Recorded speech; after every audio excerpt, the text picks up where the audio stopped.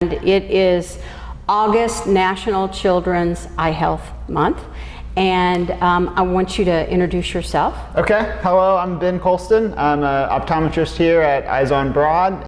A specific topic that I want you to enlighten us on, and in doing some research, since 1971, the increase in nearsightedness has almost doubled. It's like 42% increase. So what I'd like to kind of talk about is they think, but they can't prove it, but that all of the digital eye strain is to do with this. So talk about that in regards to children, especially getting ready to go back to school. You know, what are some tips and some things that parents should do? Yeah, that's a great question. We see, I get that question almost every day, and what I call, so digital devices are huge, everybody's on them, and we can't avoid it, and there's no reason to avoid them because they're great and they help us with so much. So I just think we need to be careful and kind of mindful of how often we're using them. I have one really cheesy tip called the 20-20 rule, and basically if you're looking at a device for 20 minutes, you should look away for 20 seconds at something 20 feet away. So 20 minutes here, just kind of look up, and it needs to be far away, like preferably outside, and that kind of lets your eye muscles relax. Okay. The other concern with digital devices and children is they're little and their arms are shorter, so they're holding them really close, and that's bad for two reasons. One, that closeness they're forcing their eyes to focus even harder. So if we can get our kids to hold the devices a little bit further away, that's better. And then the blue light that's coming from those devices is damaging our retina. We don't know exactly how much because we've never had a generation that has looked at devices so much. So, but there's a lot of belief that the blue light is causing harm to our eyes. So if we can move those devices a little farther out, that's huge.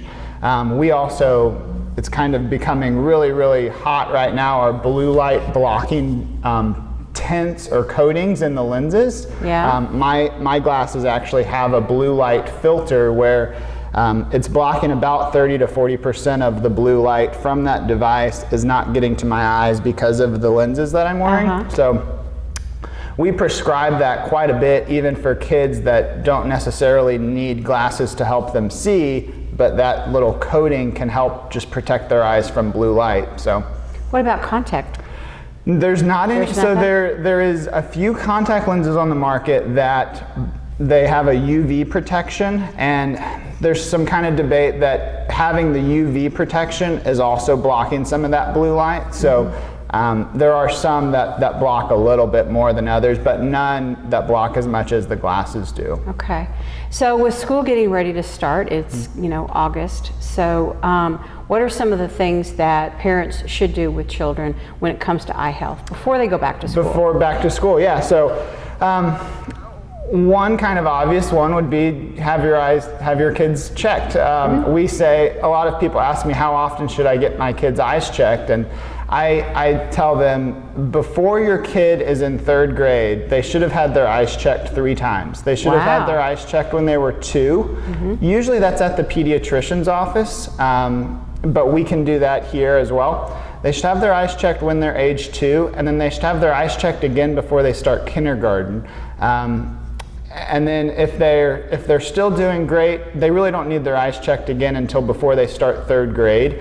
3rd grade's the big grade where they are not learning to read, but they're reading to learn, and that's where we see a lot of kind of issues start to happen. So some kind of signs that parents can look for is your kid holding the devices closer and closer? Are they rubbing their eyes? Are they closing one eye whenever they're on their devices? Are they tilting their head? Those are all kinds of signs that parents can look out for. And just, yeah, I mean, we see a lot of parents that they assume that their kid's doing fine, and they're like, oh, they haven't complained about anything, but kids don't really They don't complain. know. Yeah, they don't know what they don't know. 1 in 4 preschool students actually have an eye problem. So 1 in 4 is pretty That's high. pretty high. So let me ask you one last question. For children that are starting to show signs of nearsightedness, is there anything that you can do to slow the progression of that? Yeah, so there's a really good question. So old school approach to nearsightedness is we just make their glasses stronger. We just give them a little bit more prescription so that they can see, and every year that kind of keeps happening.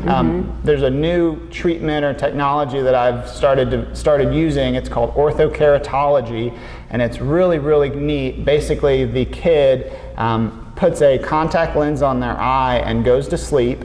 They wake up the next day and they take the contact lens out, and that contact lens has actually reshaped the cornea so that they can see perfectly, and it's also slowing the progression of nearsightedness. That's the only FDA approved method to slow the progression of nearsightedness.